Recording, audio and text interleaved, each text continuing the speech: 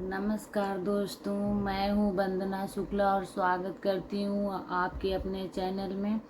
तो मैं आज सुनाने जा रही हूँ शनि प्रदोष व्रत कथा। हाथ में अक्षत और पुष्प ले लीजिए और बोलिए उमापति महेश की जय, शंकर भगवान की जय। पुरातन कथा है कि एक निर्धन ब्राह्मण की स्त्री दरिद्रता से दुखी सांडिल्य ऋषि के पास जाकर बोली, हे महामुने, मैं अत्यंत दुखी हूँ, दुख का निवारण का उपाय बतलाइए। मेरे दोनों पुत्र आपकी शरण में हैं। मेरे ज्येष्ठ पुत्र का नाम धर्म है जो कि राजपुत्र है और दूसरे का नाम सूचिव्रत है।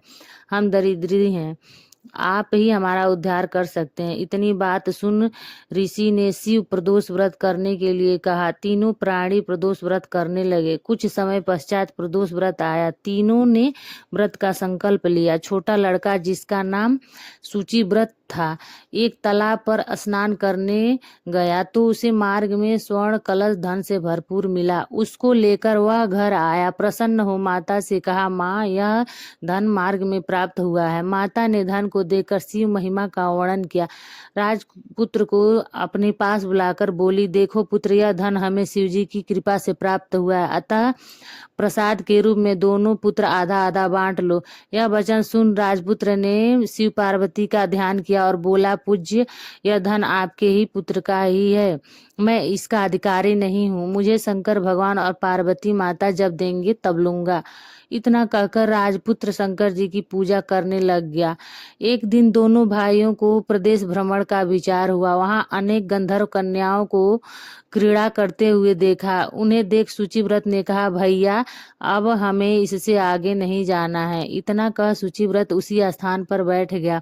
परंतु राजपुत्र अकेले ही स्त्रियों के बीच जा पहुंचा।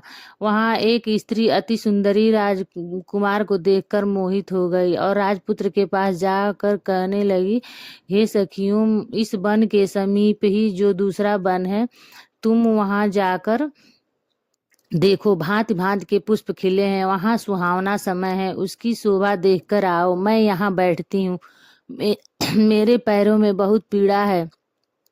यह सुन सखी दूसरे वन को चली गई। वह सुंदर राजकुमार की ओर देखती रही। इधर राजकुमार भी कामुक दृष्टि से निहारने लगा। युवती बोली, आप कहाँ रहते हैं? वन में कैसे पधारे? किस राजा के पुत्र हैं? क्या नाम है? राजकुमार बोला, मैं विदर्भ नरेश का पुत्र हूँ, आप अपना परिचय दें। युवती बोली, मैं विद्रविक नाम गंधर्व की पुत्री हूँ, मेरा नाम अंशुमती है।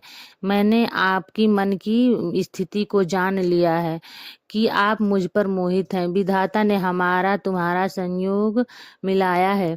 युवती ने मोतियों की हार राजकुमार के गले में डाल दिया। राजकुमार हार स्वीकार करते हुए बोला कि हे भद्रे, मैंने आपका प्रेमोपहार स्वीकार कर लिया है, परंतु मैं निर्धन हूँ। राजकुमार के इन वचनों को सुनकर गंधर्व कन्या बोली कि जैसा मैं कह चुकी हूँ वैसा ही करूंगी, अब आप अपने घर जाएं। इतना कहकर गंधर्व कन्या सखियों से जा मिली। जाकर राजकुमार सूचिव्रत को सारा वृतांत सुनाया। अब तीसरा दिन आया। वह राजपुत्र सूचिव्रत को लेकर उसी वन में जा पहुंचा। वही गंधर्व राज अपनी कन्या को लेकर आ पहुंचा। इन दोनों राजकुमारों को देख आसन दे कहा कि मैं कैलाश पर गया था। वहां शंकर जी ने मुझसे कहा कि धर्मगुप्त नाम का राजपुत्र है जो इस समय राज्य विहीन निर्धन है, मेरा परम भक्त है। हे गंधर्वराज, तुम उसकी सहायता करो। मैं महादेव जी की आज्ञा से इस कन्या को आपके पास लाया, आप इसका निर्वाह करें। मैं आपकी सहायता कर राजगद्दी पर बिठा दूंगा। इस प्रकार गंधर्व राजा ने कन्या का विधि व्रत विवाह कर दिया। विशेष धन और सुंदर गंधर्व कन्या को पाकर राजपुत्र अति प्रसन्न हुआ। भगवान की कृपा से अपने शत्रुओं का दमन कर राज्य का सुख भोगने लगा। बोलिए उमापति महेश की जय, शंकर भगवान की जय।